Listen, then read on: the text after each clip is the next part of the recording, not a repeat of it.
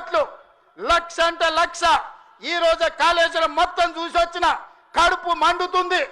నిజంగానే ఈ చట్టాలు ఇవి లేకపోతే ఆటవిక రాజ్యమే అయితే అడవిలో చెట్టుకు ఊరేసిన తప్పు లేదు.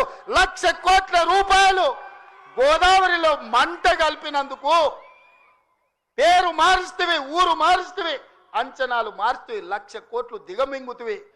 కాళేశ్వరం అని కడితే 3 ఏళ్లలోనే కూలేశ్వరం అయిపోయింది. దీనికి చెట్టుకు ఉరేసిన పాపం లేని తప్పులు చేస్తే అయినా ప్రజాస్వామ్యాన్ని నమ్మే మేము ఈరోజు సిబిఐ విచారణకి ఇచ్చినాం తప్ప చెట్టు గట్టేసి కొట్టలేదు.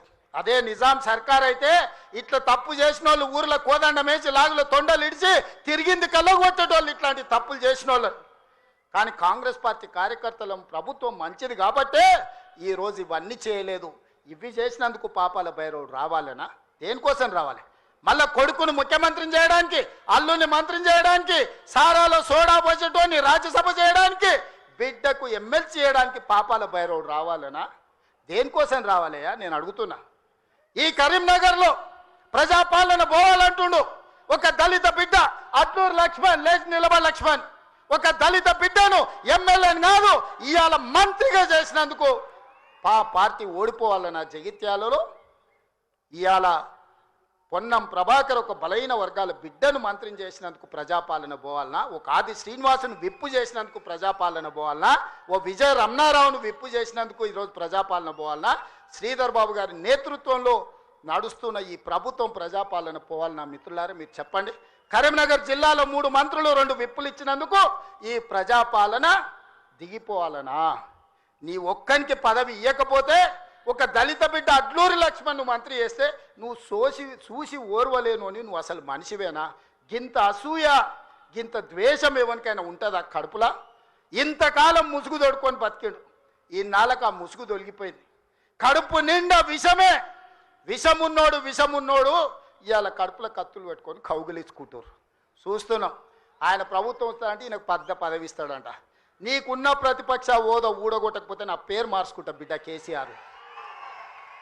2023లో నిన్ను ఓడగొట్టిన, 2024లో నీకు గుండు సున్నా ఇచ్చిన, సర్పంచ్ ఎలక్షన్లో పాతరేసిన, మున్సిపల్ ఎన్నికల్లో ఉప్పు పాతరేసిన, జూబ్లీ హిల్స్ కంటోన్మెంట్లో నీకు గోరి కట్టిన, వచ్చేసారి ఆ గోరి మీద మా కాంగ్రెస్ పార్టీ కార్యకర్తలు జెండా ఎగరేస్తారు. ఇదే నా సవాల్ కాంగ్రెస్ పార్టీ కార్యకర్తల తరఫున. చూసుకుందాం కేసీఆర్, నువ్వు నేను వచ్చే ఎన్నికల్లో నువ్వా నేనా? ప్రజాపాలన పాపాల భైరవుడా? మా కాంగ్రెస్ పార్టీ కార్యకర్తల లక్షలాది మంది 10 ఏళ్ళు కేసులు కట్టుకొని జైలుకు పోయి ప్రాణాలు వదిలి ఊపిరి బిగబట్టి జెండా మోసి అధికారంలోకి వస్తే పాపాల భైరవుడు రావాలి, ప్రజాపాలన పోవాలి అని మాట్లాడడానికి నీకు సిగ్గెట్లొచ్చిందని నేను అడుగుతున్నా మనిషిని. అందుకే మిత్రులారా, ఇవాళ నుంచి నా మాటగా తీసుకోండి. ఎన్నికలు ఎన్నడొచ్చినా ఎప్పుడొచ్చినా ఒక్క మాట రాసి పెట్టుకోండి. చరిత్రల కేసీఆర్ గారు జగిత్యాలలో నిన్ను పాతరేసి 100 మీటర్ల లోతు గోతి తీసి పాతి పెట్టే కార్యక్రమం మా కాంగ్రెస్ పార్టీ జగిత్యాల కార్యకర్తలు తీసుకుంటారు. ఈ తెలంగాణ రాష్ట్రంలో ఈ ప్రాంతంలో ఒక చరిత్ర ఉన్నది. 94 నుంచి 2004 వరకు 2 సార్లు తెలుగుదేశం అధికారంలో ఉన్నది. 2004 నుంచి 2014 వరకు 2 సార్లు వైఎస్ఆర్ నాయకత్వంలో అధికారంలో ఉన్నది. 2014 నుంచి 2024 వరకు 2 సార్లు కేసీఆర్ నాయకత్వంలో ప్రభుత్వం ఉన్నది. 2024 నుంచి 2034 వరకు నేను మా మిత్రుడు మహేష్ గౌడ్ గారి నాయకత్వంలో ప్రజాపాలన ఉంటుంది. ఆనాడు వైఎస్ఆర్ డిఎస్ ఏ విధంగా అయితే 2 సార్లు పార్టీని అధికారంలోకి తెచ్చిండ్రో మళ్ళీ ఈరోజు చెప్తున్నా, అదే వైఎస్ఆర్ డిఎస్ నాయకత్వంలో ఎట్లయితే అధికారంలోకి వచ్చినామో ఈనాడు నేను మా మిత్రుడు మహేష్ గౌడ్ 2సారి అధికారంలోకి తీసుకొస్తాము, ప్రజాపాలనను ప్రజలకు అందిస్తామని చెప్పి నేను ఈ వేదిక మీద నుంచి చెప్పదలుచుకున్నా. చరిత్ర పునరావృతం చేసే బాధ్యత మాది, చరిత్ర నిర్మించే బాధ్యత నాది, చరిత్రలో సువర్ణ అక్షరాలతోని లిఖించే విధంగా ప్రజా పాలన అందించే బాధ్యత మాది. ప్రభుత్వ ఉద్యోగాలు ప్రైవేటు ఉద్యోగాలే కాదు, హైదరాబాదు నగరాన్ని మహానగరంగా నిర్మించుకునే బాధ్యత మాది. కూలిపోయిన కూలేశ్వరాన్ని చక్కగా చేసుకొని మళ్ళీ నీళ్ళు అందించుకునే బాధ్యత మనది. లిల్లీ యువర్ సో సిల్లీ అన్నట్టున్నాడు రేవంత్ రెడ్డి లిలీపుట్. అప్పుడు చిన్న 80ల కరమ్చంద్ అన్న సీరియల్ వస్తుండే, పంకజ్ కపూర్ కరమ్చంద్ లాగా డిటెక్టివ్ ఉంటే ఆయన పక్కకి ఒక ఆమె ఉంటుండే సెక్రటరీ, ఆమె పేరు లిల్లీ యువర్ సో సిల్లీ అంటుంది. అట్లుండే రేవంత్ 70,000 ఉద్యోగాలు ఇస్తే నాకు చక్కెర వచ్చింది ఒకటేసారి. చూస్తే పాత నోటిఫికేషన్లు కోర్టుకు పోయినాయి, కోర్టు శివాట్లు పెట్టి కోర్టు ఆర్డర్ ఇస్తే ఇచ్చిన ఉద్యోగాలు 30,000-40,000 ఉన్నాయి. ఈయన వచ్చినాక ఒక జాబ్ నోటిఫికేషన్ వేసింది, కొత్త నోటిఫికేషన్ మీద ఇచ్చిన ఉద్యోగం ఒక్కటి లేదు. అది lily, it is not you. Court ఇప్పించిన ఉద్యోగాలు అది, నువ్వు ఇచ్చినవి కాదు. శ్రీకాంతాచారి, వేణుగోపాల్ రెడ్డి, ఇషాన్ రెడ్డి, కానిస్టేబుల్ కృష్ణయ్య, వీళ్ళందరినీ గుర్తు చేసుకుంటున్నావు. నీది ఒక్క స్పీచ్ చూపెట్టవా? నువ్వు తెలుగుదేశంలో ఉంటివి ఆనాడు ఉద్యోగం నడిచిన రోజు, ఒక్క స్పీచ్ చూపెట్టు. తెలంగాణకు ఫేవర్గా మాట్లాడింది ఒక్కడు చూపెట్టు. అప్పుడు మీ బాసు, మీ పార్టీ బాసు నువ్వు తెలంగాణ మాట్లాడుంటే నీ లాగులో తొండ దొరకొడుతుండే ఆయన, అది నీకు తెలుసు కదా. ఒక్కరోజు తెలంగాణ మాట్లాడింది లేదు. ఇంకా సోనియా గాంధీని తిట్టి, సోనియా గాంధీ చేయబట్టి వీళ్ళందరూ చనిపోయారని చెప్పి ఆమెని బలిదేవత అని తిట్టి, తెలంగాణ కర్మ ఈయన ముఖ్యమంత్రి అయిన మళ్ళీ డబల్ బెడ్రూమ్లు ఇల్లు ఎక్కడున్నాయి అని కేసీఆర్ని అడుగుతున్నాడు. మరి నువ్వు కట్టించారు 70 ఇళ్ళు ఏడున్నాయి, ఇందిరమ్మ ఇల్లు ఏడున్నాయి, రాజీవ్ గృహకల్ప ఏమైంది, ఎవరికి 5 లక్షలు ఇచ్చినావు, ఎందరికి ఇచ్చినావు? అరే మోడీ ఇస్తుండే 5 కోట్లు దాటిపోయిన ఇల్లు కట్టిండు దేశం మొత్తంలో, 2 లక్షలు ఇస్తుండే తెచ్చుకొని ఎంతో అంత వేసి కట్టారా? అదే ఆ కేసీఆర్ కట్టించిన పాపన పోలేదు 10 ఏళ్ళు, ఈయన వచ్చి 3వ సంవత్సరం ఎక్కడ ఇల్లు కనబడవు. మళ్ళీ ఈయన ఆయన మీద తిడుతాడు. 4 లక్షల ఇల్లు, ఏదో 4 లక్షల ఇల్లు కట్టినా అన్నాడా? ఏడ కట్టిండు ఈయన? అన్నీ జీవో తీస్తాడు. బాసర సరస్వతి అమ్మకి 100 కోట్లు అన్నాడు. ఏం చేసిందని చూసి నేను జియో తీసినాడు. వేములవాడకి 127 కోట్లు అన్నాడు. అది ఉన్న ఏదో ఊలగొట్టినట్టాడా, ఏదో ఇప్పుడే స్టార్ట్ చేసినట్ట కన్స్ట్రక్షన్. భద్రాచలం పేపర్ మీద తీసిండు, కట్టింది లేదు, కట్టేసినా అని చెప్పుకుంటుండే. ఈ 70,000 ఉద్యోగాలన్నీ ఈ డైలాగ్ కొట్టినావు కదా, పోయి ఉస్మానియా ఆర్ట్స్ కాలేజీలో చెప్పు, నీకు ధైర్యం ఉంటే ఆర్ట్స్ కాలేజ్ చెప్పు. పోయి రాజశేఖర రెడ్డితో పోల్చుకుంటాడు ఏమన్నా అంటే. ఆయన ఆరోగ్యశ్రీ పెట్టిండు, ఆరోగ్యశ్రీ కోసం ఆయనకి పేరున్నది. ప్రజలు అసలు ఏ హాస్పిటల్ పోయినా, కార్పొరేట్ హాస్పిటల్ పోయినా పేషెంట్లతోటి ఇట్లా కిటకిటలాడుతున్నాయి. అందరు వద్దురు, బీమారు ఇలా చేయించుకుందరు, పోదురు. ఇప్పుడు ఒక్క దగ్గర ఉంటొట్టు, ₹1 ఆరోగ్యశ్రీ పైసలు ఇచ్చేది లేదు. మళ్ళీ దాన్ని 2 లక్షలు, 5 ఆయుష్మాన్ భారత్ 5 లక్షలు కాదు 10 లక్షలు ఇస్తా అంటాడు ఈయన. ఫీ రీఎంబర్స్మెంట్లు ఇచ్చేది లేదు. రాజశేఖర రెడ్డి ఆరోగ్యశ్రీకి ఫేమస్, ఫీ రీఎంబర్స్మెంట్కి ఫేమస్. ఆ 2 లేవు. స్టూడెంట్స్ కట్టేసుకోవాలని ఆర్డర్లు కూడా ఇస్తున్నారు బయటికి వెళ్ళి. ఒకటి ఈ రేవంత్ అన్నది నాకు నచ్చింది ఏంటంటే, నెక్స్ట్ టైము కేసీఆర్ నీకు ప్రతిపక్ష హోదా కూడా లేకుండా చెప్తాను చూడు, అది ఒక్కటి నాకు నచ్చిందండి. వేరే అన్నీ అబద్ధాలే.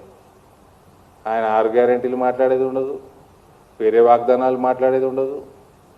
మహిళలకి మోసము, యువతకి మోసము. వాళ్ళు ఉద్యోగాలు వాళ్ళు చేసి రిటైర్ అయిపోయి రిటైర్మెంట్ బెనిఫిట్లు వాళ్ళ పైసలు వాళ్ళకు కూడా ఇస్తలేరండి. నా దగ్గరకు వస్తాయి, ఏందో టోకెన్ నెంబర్లు ఇస్తారు. ఇవాళ రేపు టోకెన్ నెంబర్ వచ్చింది, పైసలు రిలీజ్ చేయాలి, బట్టి గారికి చెప్పాలి, వాళ్ళ పైసలు వాళ్ళకి ఇయనికే. ఇది రేవంత్ రెడ్డి ప్రభుత్వం. ఇక జీవన్ రెడ్డి గారి గురించి మాట్లాడిండు. జీవన్ రెడ్డి గారిని ఆయన అన్ని అనాల్లో అనేసాడు. ఆయన చరిత్ర మొత్తం చదివాడు.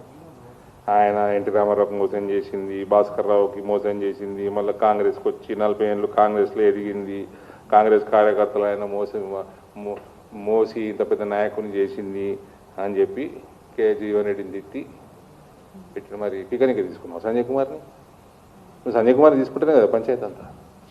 నీకు కాంగ్రెస్ కార్యకర్తల మీద అంతగానం ప్రేమ ఉంటే బీఆర్ఎస్ ఎందుకు తీసుకున్నావు? మరి నువ్వు తీసుకున్నందుకే ఆ పెద్ద మనిషికి పంచాయతీ ఆడ. నీకు నమ్మకం లేకుండా నా పెద్ద మనిషి మీద? ఆయన పడే తిప్పలు పడ్డాడు కదా 40 ఏళ్ళు. ఆయన జీవన్ రెడ్డి గారు కూడా కొద్దిగా ఆలోచన చేయాలి. నిన్న కేసీఆర్ పక్కకున్నాడు, ఆ కేసీఆర్ గంట మాట్లాడిండు. ఒక్క మాట సంజయ్ కుమార్ అన్నాడా? నేను మొన్న కూడా చెప్పిన, నేను జగిత్యాల కొర్రుట్లో పోయినప్పుడు చెప్పిన, మళ్ళీ సంజయ్ కుమార్ మళ్ళీ బీఆర్ఎస్లో కూతాడు, మళ్ళీ జీవన్ రెడ్డి మళ్ళీ కన్ఫ్యూజన్ క్వశ్చన్ మార్కే ఉంటుంది జీవన్ రెడ్డికి. ఒక్క మాట అనలే కేసీఆర్. వీళ్ళకి నీతి, ఎథిక్స్, నిజాయితీ ఏమీ లేదండి. కరప్షన్ ఎట్లా చేయాలి, పవర్లో ఎట్లా ఉండాలి, సెంట్రలైజ్డ్ కరప్షన్ సిస్టమ్ డెవలప్ చేయాలి. డెవలప్మెంట్ మీద చిత్తం లేదు. గవర్నమెంట్ హాస్పిటల్ నిన్న మొన్న పేపర్లో చదివిన టీవీ గోళీలు కూడా లేవట. ఇంజక్షన్లకు పైసలు లేవు. మా ఇందూర్ హాస్పిటల్ గవర్నమెంట్ హాస్పిటల్ చాలా పెద్ద హాస్పిటల్. అందులోకి పోతే డాక్టర్లు ఉండరు, మందులు ఉండవు, మళ్ళీ వాళ్ళే ప్రైవేట్ కొమ్మని చెప్తారు. ఫీ రీయింబర్స్మెంట్లు లేవు, చదువుకున్నవాడికి ఉద్యోగాలు లేవు, గ్రామాలలో నిధులు లేవు, ఏ డిపార్ట్మెంట్లో కూడా పైసలు లేవంటారు, డెవలప్మెంట్ లేదు. ఇది రేవంత్ రెడ్డి ప్రభుత్వం. వీళ్ళిద్దరూ దొందే. ఒకడు లఫంగా అంటే ఇంకోటి నేను ఉత్తి లంగానే, వాడు లఫంగా ఉండే అని ఆయన అన్నాడు, ఆయన ఈయన అన్నాడు. ఇది తప్ప ఎవరికి ప్రజల మీద ప్రేమ లేదు, ఒక పాలసీ లేదు. అరే వరి ఎక్కువైతే నాయన జర అగ్రికల్చర్ పాలసీ తీసుకురండి, పంట మార్పిడి మీద ఇన్సెంటివ్లు ఇవ్వండి, చిత్తం పెట్టండి. Zero interest in governance. Kharge గారు రిటైర్ కావాలి, ఇక ఏమనుకోవద్దు, ఖర్గే గారు రిటైర్ కావాలి. ఆయన కొంచెం డాక్టర్ చూపించండి. మా పార్టీ ప్రభుత్వంలో ఉన్న చోట వద్దంటే ప్రజలు ఓట్లేస్తారు. తెలంగాణలో we're improving. Definitely we will form next government here. At any cost we will form. Last time we missed, next time we will not miss, and it is easy to form government here, very easy to form government here. ये बहुत अच्छा प्रश्न पूछा आपने.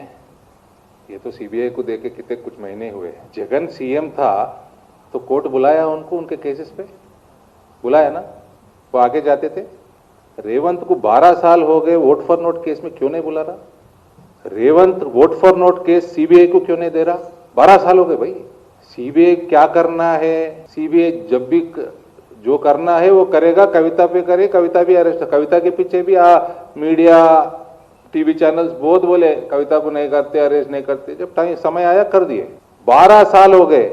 Vote for note case సిబిఐకి అప్పచెప్పు రేవంత్. 10 ఏళ్ళు కేసీఆర్ కూడా అప్పచెప్పలేదు. ఎందుకు అప్పచెప్పలేదు? నువ్వు కాళేశ్వరం సిబిఐకి ఎప్పుడు అప్పచెప్పి నువ్వు 2 సంవత్సరాలు టైం వేస్ట్ చేసి నువ్వు అదేదో కమిటీ వేసుకొని వాళ్ళు రిపోర్ట్ ఇచ్చి వీళ్ళు దొంగలు లంగలు అని చెప్పి రిపోర్ట్లో స్పష్టంగా ఉన్నాక వాళ్ళ మీద యాక్షన్ తీసుకునే టైంకి నువ్వు సిబిఐకి ఇచ్చినావు. నిన్ను బతికిస్తానికి వాడు పైసలు తీసుకున్నప్పుడు ఆ పైసలు నువ్వు వాపస్ తీసుకున్నావు ఇంట్రెస్ట్ తోటి. అంతేనా? ఇదేనా మీ రాజకీయం? वोट फॉर नोट भाई साहब 12 साल हो गए. वो पूछो ना सीआईडी के पास है. वो కోర్టు పిలవాలి కదండి ఈయనని. ఎప్పుడు అయింది లాస్ట్ హియరింగ్? ఈయన ఏమన్నా बीजेपी को सीबीआई को क्या वास्ता है भाई साहब? हम डिमांड कर रहा हूँ ना, बीजेपी डिमांड कर रहा. दो सीबीआई को. अभी बीजेपी डिमांड कर रहा है. मेरी नहीं, आपकी है, जनता की है सीबीआई. मेरी थोड़ी है, बीजेपी की थोड़ी है. ఈ హరీష్ కేటీఆర్ ఢిల్లీకి ఏంటికి వస్తారో మాకు తెలియదు. ఈయన ముఖ్యమంత్రి ప్రతివారం ఢిల్లీకి వస్తాడండి. ఏంటికి వస్తాడో తెలియదు. మళ్ళీ ఒకళ్ళిద్దరు చెప్తారు ఒక్కడే సెక్యూరిటీ లేకుండా కారు వేసుకొని పోతాడు. ఏడుకో చిన్న కారు వేసుకొని పోతాడేమో వ్యాగనార్ లెక్క. ఈయన వస్తాడు, ఆ టీఆర్ఎస్ వాడు అంటాడు ఈయన బీజేపీ వాళ్ళని కలవనీకి వస్తుంది అంటాడు. ఆ పెద్ద కొట్టము హరీష్ వస్తాడు, ఆయన రాగానే బీజేపీని కలవనీకి వీళ్ళు వచ్చిందంట, వచ్చిందని వీళ్ళు అంటారు కాంగ్రెస్ వాళ్ళు. ఆడేమో మా వాళ్ళు ఇద్దరు మా పెద్ద నాయకులు ఇద్దరు బెంగాల్ తమిళనాడులో బిజీగా ఉన్నారు. వీళ్ళకి టైం ఓడియాలి. వాళ్ళ పంచాయతీలు వాళ్ళకి దేశాన్ని నడపాలి, పార్టీని పెంచాలి, ప్రభుత్వాలకు తేవాలి. వీళ్ళకి టైం ఇస్తారా అండి? ఇదే పనే. ఇక ఢిల్లీకి పోతే బీజేపీని కలవనీకి ఈయన ఢిల్లీకి అందరూ వచ్చి బీజేపీలో కలుగుతారు, పని అయిపోతుంది. నేను ఏ బీవీపోయి అని చెప్పుకుంటాడు కదా, వచ్చి కలువు.